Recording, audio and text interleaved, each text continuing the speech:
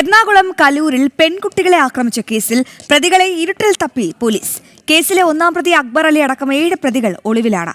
നിരവധി കേസുകളിൽ പ്രതിയാണ് അക്ബർ എന്ന് പോലീസ് പറഞ്ഞു. അശ്ലീല ചുവയോട് സംസാരിച്ചത് ചോദ്യം ചെയ്തതിനാണ് പെൺകുട്ടികളെ അക്രമി സംഘം ക്രൂരമായി മർദ്ദിച്ചത്. എറണാകുളം കലൂരിൽ പെൺകുട്ടികൾക്ക് മർദ്ദനമേറ്റിട്ട് മണിക്കൂറുകൾ പിന്നിടുമ്പോഴും കേസിലെ മുഖ്യപ്രതി അക്ബർ അലി ഉൾപ്പെടെയുള്ളവരെ കണ്ടെത്താൻ പോലീസിന് കഴിഞ്ഞിട്ടില്ല. സ്ത്രീകളടക്കമുള്ള 10 അംഗ അക്രമി സംഘം ഒളിവിലാണെന്നാണ് പോലീസ് പറയുന്നത്. സംഘത്തിലെ 3 പേരെ മാത്രമാണ് പിടികൂടാൻ കഴിഞ്ഞത്. ഇവർക്കെതിരെ ജാമ്യമില്ലാ വകുപ്പുകൾ പ്രകാരം കേസെടുത്തിരുന്നു. ഒളിവിലുള്ള മുഖ്യപ്രതി അക്ബർ അലി അനാശാസ്യ കേന്ദ്രം നടത്തിപ്പിന് അറസ്റ്റിലായിട്ടുള്ളയാളാണ്.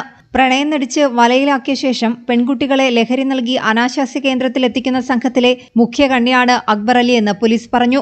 എളമക്കര, കടവന്ത്ര പോലീസ് സംയുക്തമായി നടത്തിയ റെയ്ഡിലാണ് അന്ന് അക്ബർ അലി പിടിയിലായത്. റോഡിലൂടെ നടന്നു പോവുകയായിരുന്ന പെൺകുട്ടികളോട് പ്രതികൾ അശ്ലീല ചുവയോടെ സംസാരിച്ചത് ചോദ്യം ചെയ്തതിനാണ് പെൺകുട്ടികളെ അക്ബർ അലിയും സംഘവും ക്രൂരമായി മർദ്ദിച്ചത്.